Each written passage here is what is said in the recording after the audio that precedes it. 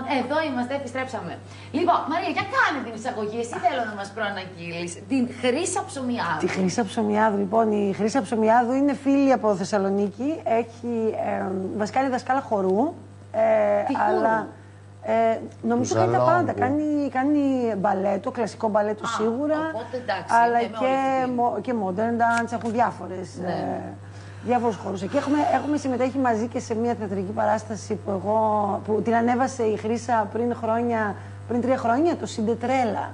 Το οποίο ήταν η τρελή εκδοχή της Σιντερέλας, παιδιά. Και εγώ έπαιζα την κομμότρια, η οποία χτένιζε τις αδερφές πριν πάνε στο χώρο. Πού κάνεις όλα αυτά, σε ποια πόλη στη Θεσσαλονίκη? Στη Θεσσαλονίκη, θα σας δείξω φωτογραφίες. Ήταν εκπληκτικό στο θέατρο Αυλαία, νομίζω ήμασταν. Ναι, πήγε πολύ καλά, 2 μέρες. Όχι, στο θέατρο Μελίνα Μερκούρη, συγγνώμη. Συγγνώμη, Μαρία μου, σε διακόπτω. Από πού θα μας καλέσει η Χρύσα, κάτσε παιδί. Από τη Θεσσαλονίκη. Ωραία, η παράσταση πού μπορούσε να ήταν? Στο Κολοσσέο. Μπορεί να ήταν αλλού, ξέρω κι εγώ. Στο Broadway. Ναι, τέλος πάντων. Κοίταξε, η Μαρία λόγω ψυχοσύνθεσης και αυτό που ξέρουμε θα ήταν off-Broadway. Έτσι. Θα ήταν σε αλλά πρέπει να σας δείξω φωτογραφίες, ήταν εκπληκτικό, ήταν πάρα πολύ ωραίο.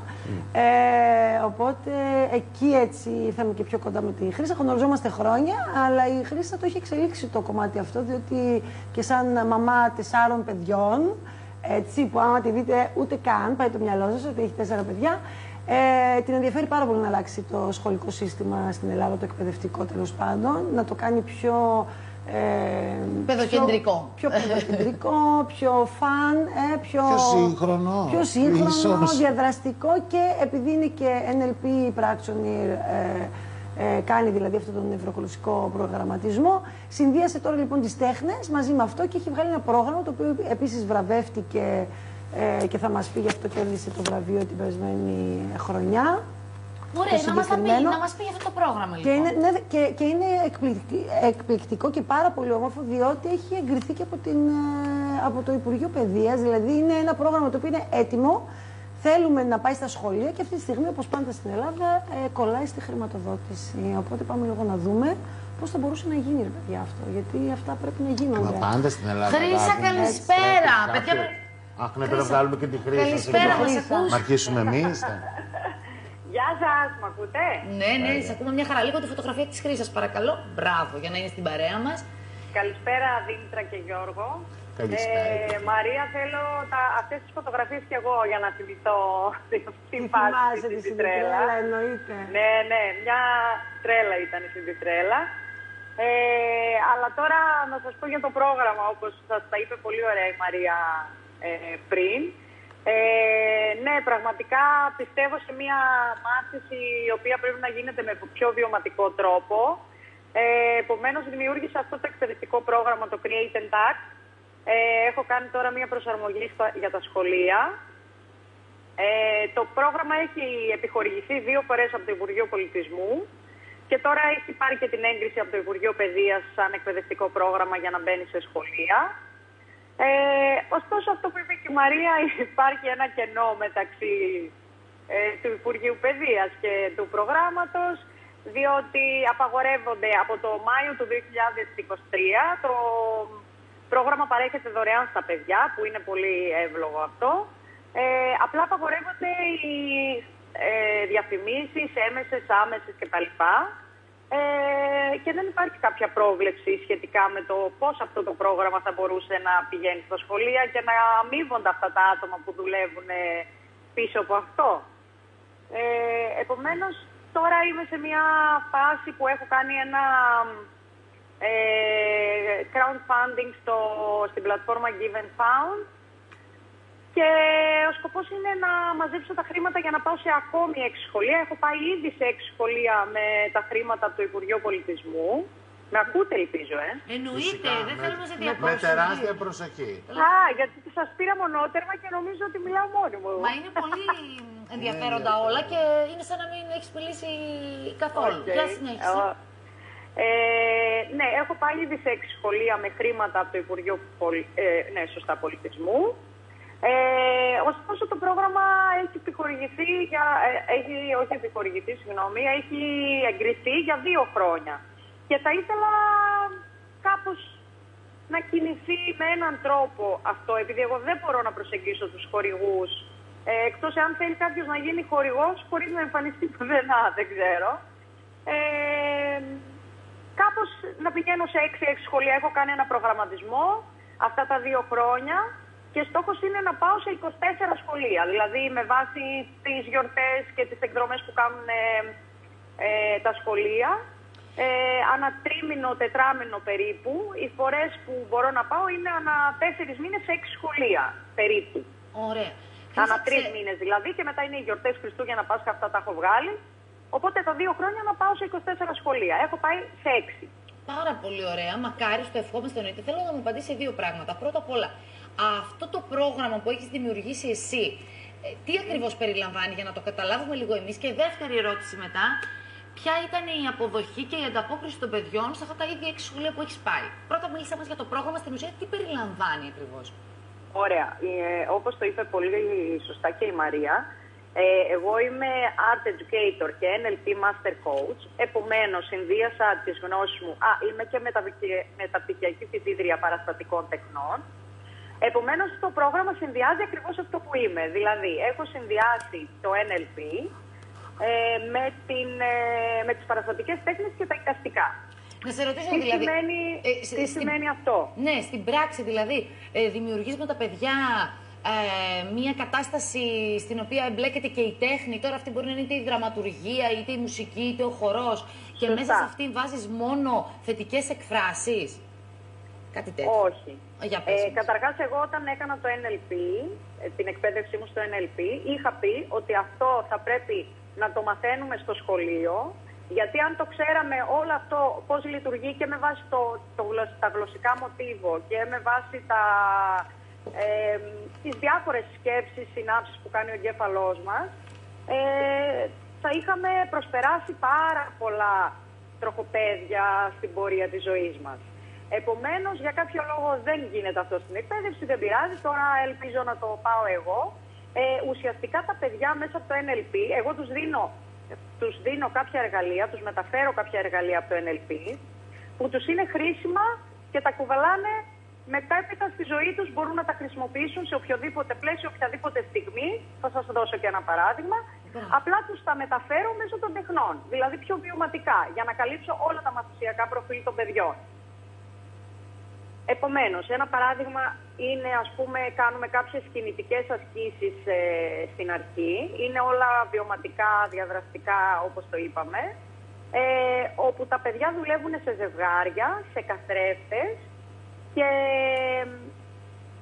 τα παιδιά σε αυτή τη φάση εκπαιδεύονται, σε αυτή την δραστηριότητα, τέλος πάντων, να το πούμε, εκπαιδεύονται στο πώς να μαθαίνουν να αντλούν πληροφορίες και να ανταλλάσσουν πληροφορίες από τον άλλον σε ένα πλαίσιο επικοινωνίας. Δηλαδή, πώς εγώ μπορώ να επικοινωνήσω μαζί σας όταν σας βλέπω τέτα-τέτ, χωρίς να φοβηθώ, χωρίς να νιώσω ανασφάλεια, εγκρίνοντας αυτή την κίνησή μου ουσιαστικά η αμυγδαλή του εγκεφάλου.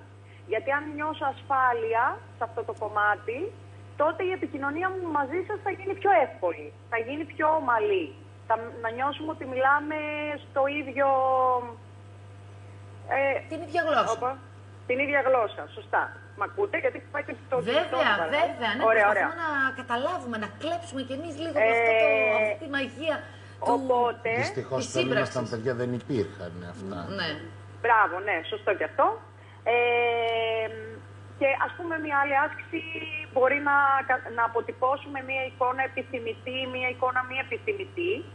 Αποτυπώνουμε 2 εικόνες, έτσι όπως τις έχει καταγράψει ο εγκέφαλός μας.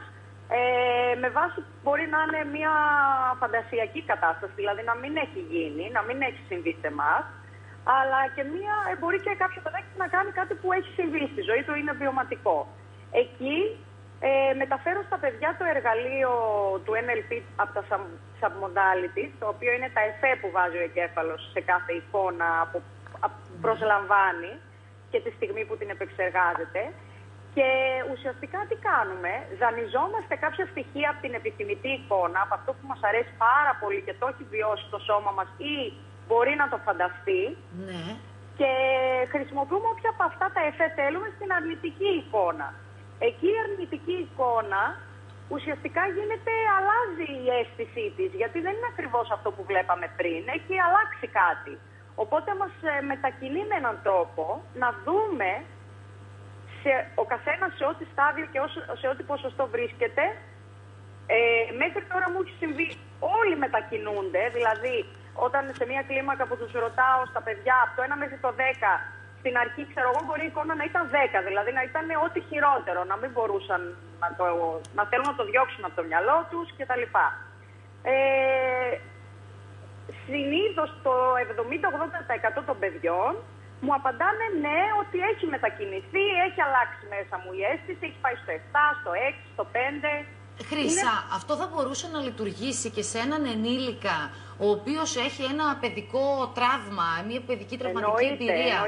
Και να ανατρέξει σε αυτή, η οποία μπορεί να τον έχει στοιχειώσει όλη τη ζωή, να της βάλει άλλες εικόνες, άλλους ήχους και κάπως να το θεραπεύσει. Ναι, τώρα εντάξει, η θεραπεία είναι λίγο μια αρκετά... Είναι το παλίνι, όπως λέει και ο Γιώργος, ναι. Ναι, μπράβο, ναι, να το είναι ανάλογα, δηλαδή αυτό τώρα να το θεραπεύσει εντελώς δεν είναι κάτι μαγικό, μπορεί ανάλογα. Αυτό μπορεί να χρειαστεί και μια άλλη τεχνική από το NLP.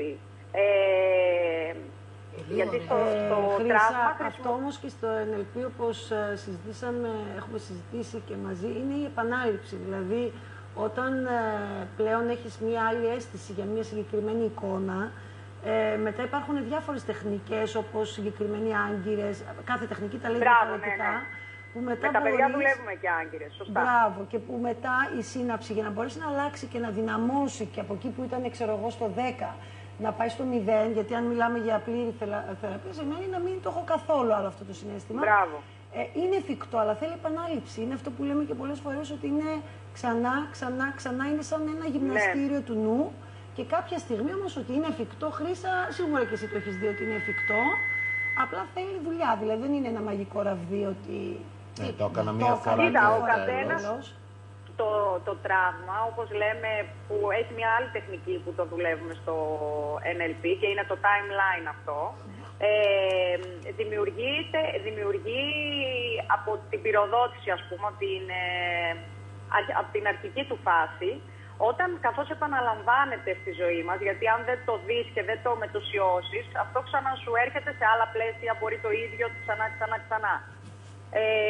Οπότε σε αυτή την περίπτωση δημιουργείται, όπως λέμε, μια χιονόμπα, μια χιονοστιβάδα και μετά έρχεται αυτό και σε πνίγει. Οπότε μπορεί να αρρωστήσει, να σου εκδηλώσει κάτι άλλο. Οπότε... Δηλώστε με και από τους πιο πολλούς. Το πόσο μετριάζεται με την άλλη τεχνική που είπαμε είναι το πόσο έχει δημιουργηθεί γύρω-γύρω η χιονοστιβάδα. Μπορεί να είναι πολύ λεπτό στρώμα, μπορεί να το κουβαλάς εσύ πολλά χρόνια. Μπράβο. Τώρα, όλες αυτές τις τεχνικές που λέμε για το NLP εννοείται ότι δουλεύονται σε ενήλικες. Απλά εγώ έχω επιλέξει τα παιδιά, γιατί πραγματικά είναι κρίμα. Να μην το πιάσουμε από την αρχή για να μην έχουμε... Μπράβο. Δεν χρειάζεται δηλαδή να φτάνουμε να είμαστε ενήλικες και να δούμε τελικά αυτό τι το έκανα στη ζωή μου. Τώρα, εγώ ας πούμε μου πήρε 35 χρόνια. Γιατί να μην το ξέρω. Εγώ στα παιδιά μου, ας πούμε, πολλά πράγματα που έχω μάθει τώρα τα λέω. Δεν χρειάζεται να φτάσουμε όλοι 40 χρόνια για να δούμε τι δεν κάναμε, ας πούμε. Ακριβώς. Συμφωνούμε απόλυτα. Θέλουμε να μας πεις λίγο και πώς ήταν η ανταπόκριση που βρήκες στα παιδιά που συνεργάστηκες. Θα σας πω, καλά, τα παιδιά ξετρελαίνονται, είτε ανάλογα το κάθε ένα προσλαμβάνει το ποσοστό των εργαλείων του NLP με διαφορετικό τρόπο. Εννοείται ανάλογα το επίπεδο, το συναισθηματικό πιο πολύ, ή τη συναίσθηση στο επίπεδο που βρίσκεται μέσα του, πόσο έχει μάθει να ερευνά δηλαδή τον εαυτό του. Αλλά τα περισσότερα το έχουν σαν πολύ ωραίο, κάτι πολύ διασκεδαστικό, γιατί είναι βιωματικό, έχει μουσική, έχει κίνηση, κάνουμε ασκήσεις, μια δραστηριότητα με ρόλους, οπότε είναι σαν θεατρικό. Σε πιο μεγάλες τάξεις κάνουμε δραματοποίηση της ιστορίας, οπότε ξετρελαίνονται, δεν υπάρχει. Απλά θα σας πω μόνο ένα παράδειγμα που ανέφερα και στη Μαρία προηγουμένως, γιατί ήταν πολύ χαρακτηριστικό. Εγώ αυτό το πρόγραμμα το έκανα πέρσι πιλωτικά στο 6ο Διαπολιτισμικό Σχολείο εδώ στο Κορδελιό στη Θεσσαλονίκη και φέτος ζήτησα να ξαναέχω αυτή την τάξη για να δω την ανταπόκριση, δηλαδή αν θυμούνται, τι κάνανε, δηλαδή σαν μιας επανάληψης, παρόλο που κάναμε και καινούρια στοιχεία. Και είχαμε πάει 2 φορές στο σχολείο. Την πρώτη φορά ξετρελάθηκαν τα παιδιά, αγκαλιές, φιλιά, εννοείται ότι θυμόντουσαν τα πάντα. Τη δεύτερη φορά μου είπε χαρακτηριστικά στο τέλος του μαθήματος ένα κοριτσάκι, επειδή η δεύτερη ήταν η τελευταία μας φορά που θα συναντιόμασταν για φέτος τουλάχιστον. Μου λέει, κυρία, εγώ σήμερα είπα στη μαμά μου ότι δεν θέλω να πάω στο σχολείο, αλλά μετά θυμήθηκα τελευταία στιγμή ότι έχουμε μαζί το πρόγραμμα και της είπα όχι, θα πάω στο σχολείο σήμερα. Και μου λέει, ήρθα γι' αυτό, δηλαδή.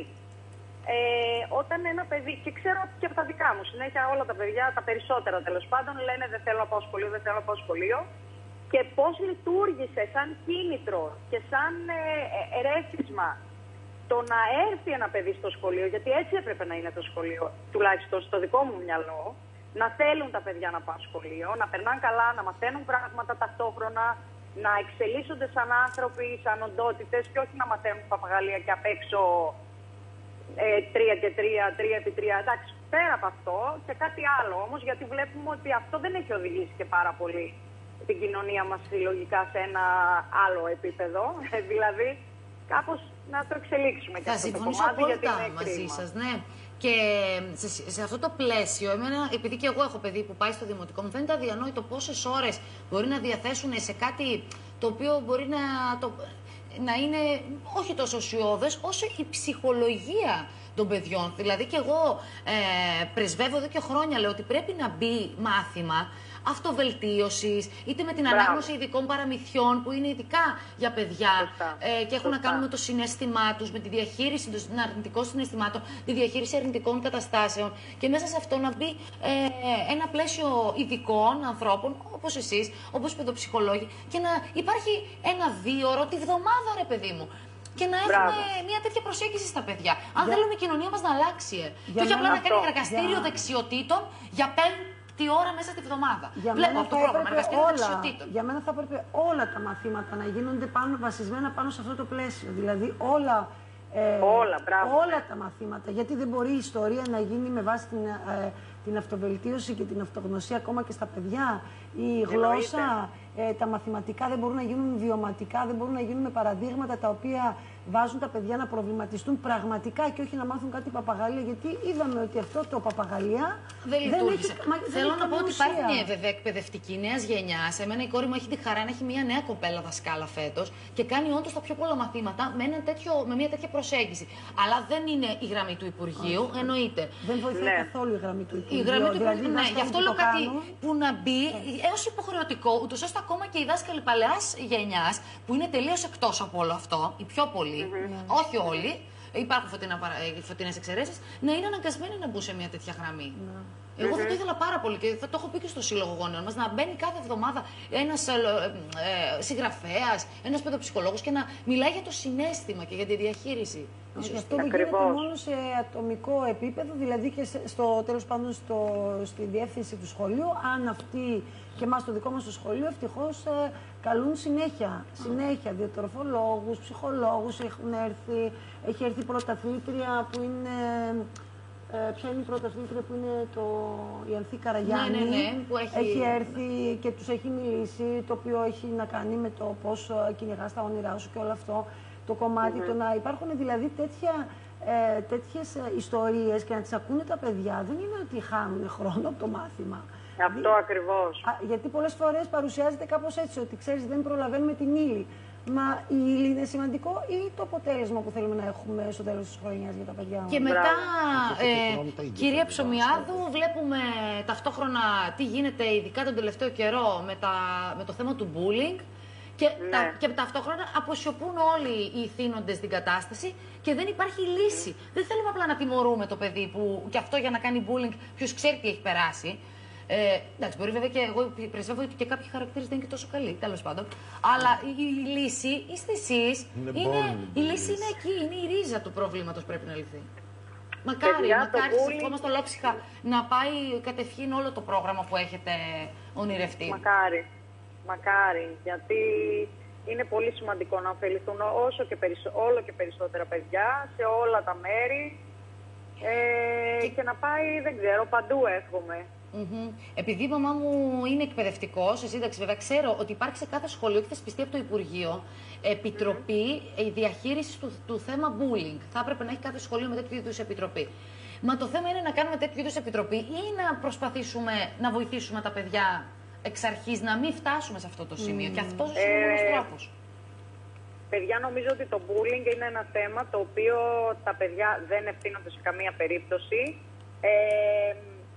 Και νομίζω ότι κατεξοχήν έχει να κάνει, είναι θέμα ενηλίκων. Δηλαδή θα πρέπει, δεν θέλω να το αναπτύξω τώρα εντελώς, αλλά είναι θέμα ενηλίκων. Δηλαδή το κάνουν και οι ενήλικες σε άλλο πλαίσιο, με άλλο τρόπο και το παιδί το αντιλαμβάνεται.